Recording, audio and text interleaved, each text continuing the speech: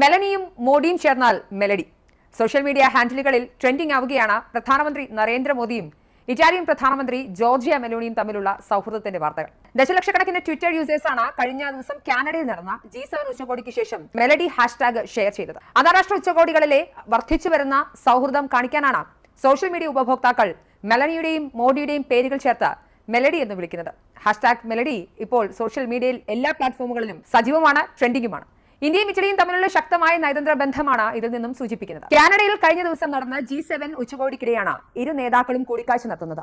Meloni മോദിയെ അഭിനന്ദിക്കുന്നതും അനുകരിക്കാൻ ശ്രമിക്കുമെന്ന് പറയുന്നതുമായ വീഡിയോയാണ് ആദ്യം വൈറലാകുന്നത്. സൗഹൃദത്തിനിടയിൽ ഇരുവരും ആശംസകൾ കൈമാറുന്നതിനിടയിൽ മെലനി പ്രധാനമന്ത്രി നരേന്ദ്രമോദിയോട് നിങ്ങളാണ് ഏറ്റവും മികച്ചത്, ഞാൻ നിങ്ങളെപ്പോലെ ആകാൻ ശ്രമിക്കുന്നു എന്ന് പറയുന്നത് വീഡിയോയിൽ കേൾക്കാം. ട്വിറ്ററിലടക്കം ട്രെൻഡിംഗ് ആവുകയും ചെയ്ത വീഡിയോ ഇതിനോടകം ലക്ഷോപലക്ഷം ആളുകളാണ് ഷെയർ ചെയ്തിരിക്കുന്നത്. മെലനിക്ക് മറുപടിയായി പ്രധാനമന്ത്രി നരേന്ദ്രമോദി ചിരിച്ചുകൊണ്ട് തംസ് അപ്പ് ആക്ഷൻ നൽകുകയും ചെയ്തു. കൂടിക്കാഴ്ചയെ സംബന്ധിച്ച് പ്രധാനമന്ത്രി പിന്നീട് എക്സിൽ മെലോണി താങ്കളോട് പൂർണ്ണമായും യോജിക്കുന്നു, ഇറ്റലിയുമായുള്ള ഇന്ത്യയുടെ സൗഹൃദം കൂടുതൽ ശക്തമാകും, നമ്മുടെ ജനങ്ങൾക്ക് വളരെയധികം പ്രയോജനം ചെയ്യുമെന്നും കുറിച്ചു.